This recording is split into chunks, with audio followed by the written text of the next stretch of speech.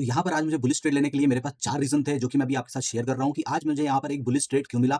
Bearish trade यहाँ पर बहुत क्लियर दिख रहा था, लेकिन बेयरिश ट्रेड ना लेने के 2 सबसे बड़े रीज़न थे। जो सबसे पहला रीज़न था वो ये था कि मार्केट पे ऑलरेडी मैंने यहाँ पर एक सपोर्ट ड्रॉ कर रखा था, तो पहला रीज़न ये था। और दूसरा, मार्केट क्योंकि अप ट्रेंड में चल रही है। हमेशा याद रखिए कि जब भी मार्केट अप ट्रेंड में चल रही होती है तो सपोर्ट स्ट्रांगली वर्क करते हैं, और जब मार्केट डाउन ट्रेंड में वर्क करती है तो रेजिस्टेंस स्ट्रांगली वर्क करते हैं। तो जिसकी वजह से मुझे यहाँ पर ये ट्रेड करने में कोई भी इंटरेस्ट नहीं था।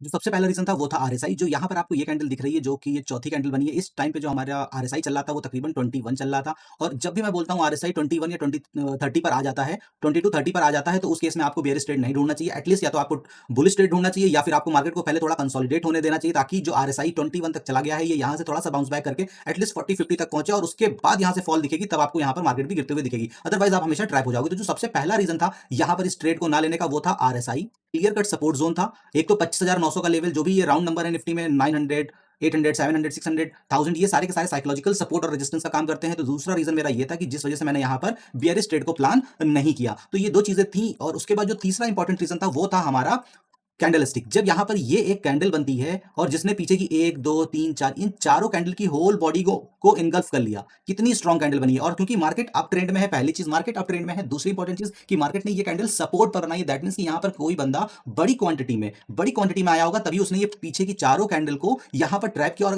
जो चौथा सबसे बड़ा रीजन था वो था, मैं फिबोनाची का बहुत इस्तेमाल करता हूं और ये बहुत अच्छा वर्क करता है। एटलीस्ट हमको कॉन्ट्रा एंट्री से बचाता है। तो यहां पर आप देखिए कि कंटिन्यू, अगर मैं फिबोनाची को पहले इस जगह पर जो भी दिन का लो बना था वहां पर लगाऊं, तो बार बार मार्केट कहीं ना कहीं एक बार हर बार आगे पिछली ये 2 कैंडल में 23 के ऊपर क्लोज करने की कोशिश कर रही थी। लेकिन जब ये तीसरी कैंडल बनती है, जो कि यहां पर बनती है 9:45 की, और इसने 0.23 के लेवल के ऊपर क्लोजिंग दे दी, तो यहां पर मेरा एक कन्विक्शन हाई हो गया कि यहां पर मेरे को 4 कंडीशन है, क्योंकि यहां पर फिबोनाची ने भी 23 के ऊपर क्लोजिंग दी है।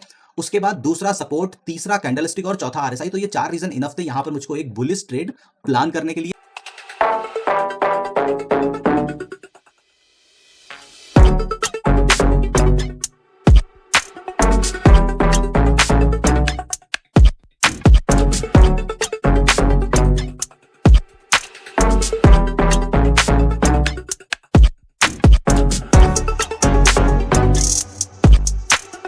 मैंने 1:30 पर यहाँ पर अपने ट्रेड को कट कर लिया था, क्योंकि मार्केट यहाँ पर फ्लो पर निकली, लेकिन उसके बाद फिर मार्केट इसी रेंज के नीचे आकर ट्रेड करने लगी। पहली चीज जिस वजह से मैंने यहाँ पर अपने ट्रेड को कट कर लिया था। दूसरी इंपॉर्टेंट चीज ये थी कि यहाँ पर अगर आप देखोगे तो आपको एक रेंज बनती हुई दिखेगी, और मार्केट कंटिन्यू इसी चैनल के अंदर, इसी रेंज के अंदर वर्क कर रही थी, जिस वजह से फिर मैंने इस ट्रेड को एग्जिट कर लिया। ये अगर आप देखेंगे तो ये तकरीबन कुछ इस तरीके से दिखेगा।